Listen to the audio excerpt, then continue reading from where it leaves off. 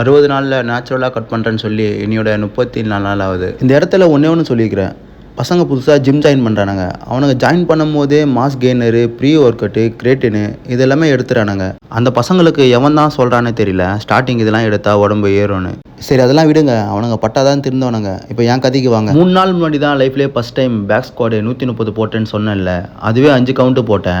First time try பண்ணி 5 count போட்டேன்னு சொல்லிட்டு இன்றைக்கி 140 ட்ரை பண்ணலான்னு ட்ரை பண்ணேன்.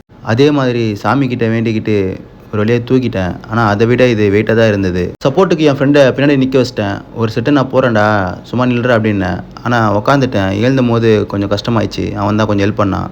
அப்படின்னு தான் ஒரு 3 செட் ஆச்சேன். இதுலேயே 140 மற்றவங்களுக்கு கம்மியாக இருக்கலாம், ஆனால் எனக்கு ரொம்ப அதிகமாக இருந்தது. ஃபஸ்ட் டைம் ட்ரை பண்ணுறேன். அடுத்த வாட்டி சப்போர்ட்டுக்கு யாருமே இல்லாமல் நான் ட்ரை பண்ணுறேன். இந்த அளவுக்கு ஸ்குவாட் கிளாஸே வெறுத்தனும். இப்போது அந்த அளவுக்கு ஸ்குவாடு போட மட்டும் தாங்க பிடிச்சிருக்கு. திரும்ப சொல்கிறேன்னு எதுவும் நினைக்காதீங்க.